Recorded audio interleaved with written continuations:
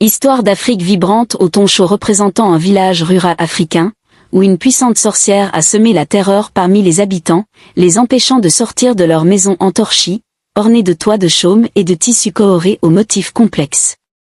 Les villageois, à la peau brun foncé et aux traits expressifs, jettent des regards inquiets par les portes ou les fenêtres, les yeux écarquillés par l'appréhension. À l'avant-plan, quelques chèvres époulèrent nerveusement, ressentant la tension ambiante.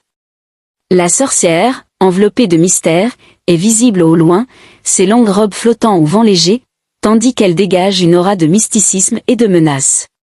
Le ciel au-dessus est d'un cramoisi profond et menaçant, avec des nuages de fumée ou de brume tourbillonnant de manière inquiétante, renforçant le malaise.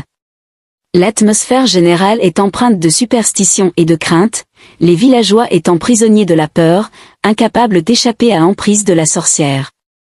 Alors que la nuit tombe sur le village, l'air devient encore plus lourd, chargé d'une énergie oppressante. Les ombres s'étirent, déformant les formes des huttes et des arbres, comme si la nature elle-même craignait la présence de la sorcière. Au centre du village, un vieux guérisseur, Amakofi, rassemble discrètement quelques villageois dans sa maison faiblement éclairée. Son regard est grave, mais il y a en lui une lueur de détermination. Il sait que la peur ne peut pas être leur seule réponse. Il pose devant lui une série d'objets sacrés, des racines séchées, une pierre gravée d'anciens symboles, et une plume d'aigle noir, symbole de protection. « Nous ne pouvons plus nous cacher », murmure-t-il. La sorcière tire sa force de notre peur. Mais il existe un moyen de briser son emprise. Les villageois échangent des regards hésitants.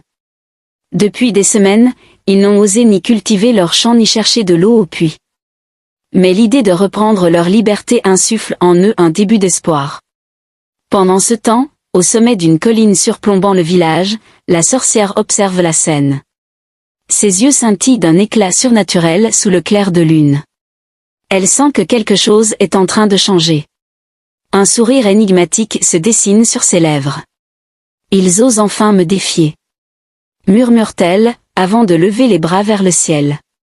Instantanément, un vent glacé balaie le village, portant avec lui des murmures étranges, des voix venues